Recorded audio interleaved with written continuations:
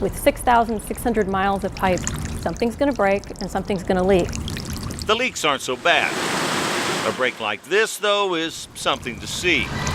While most of us have been restricted in the way we use water because of 3 years of drought, Saws is barely holding its head above water. With the drought and everything else that we've had going on, we have already repaired 2,000 main breaks. That's just this year. The drought puts a lot of stress on the system in a couple of ways.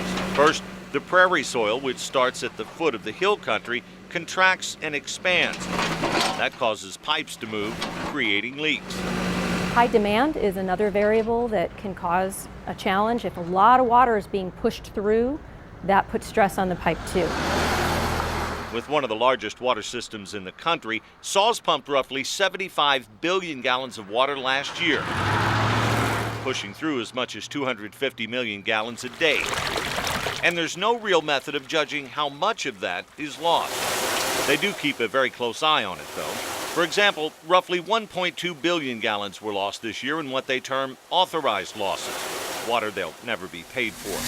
Fighting fires is a great example. There's no time to hook up a meter when dealing with a fire like this.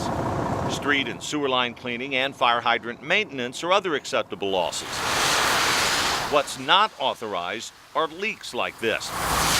They're also not preventable, and Saws doesn't get paid for this either. Leaks like this account for roughly 7.8 billion gallons of lost water last year, almost enough to fill Braunig Lake, which on the surface sounds like an astronomical amount.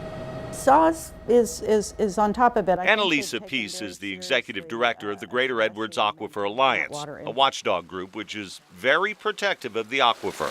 It's designated by the state as the most environmentally vulnerable area in the whole state of Texas. It's also the main source of Saws water. Peace says at times they do have an adversarial relationship with Saws. And despite losing that recreational lake last year, the Alliance is pretty happy with Saws. It's a huge problem, and we're way behind delegating enough money to fix those problems. So I think we're lucky here in San Antonio that the folks at Saws have recognized that and made it a priority. That's a leak sound, but not here. One way they've invested is in leak detection. It takes a lot of legwork, but Saws currently has 5 crews walking around the city with high-tech listening devices which can actually detect leaks on either side of the meter. And on this leak helps them out in the water bill. Which brings up another point of loss. Many of us complain when we get our bill saying there's no way we could have used the amount of water it says. But according to Saws, most meters actually underread the amount used. They say meter accuracy, bill forgiveness, and outright water theft accounted for another 4.1 billion gallons of lost water last year. Saws is not doing badly in that area in the total non-revenue water, but we think we can do better. Despite what sounds like an amazing number, San Antonio still has a lower percentage of water loss than every major metropolitan area in Texas, except for Austin, which is much smaller.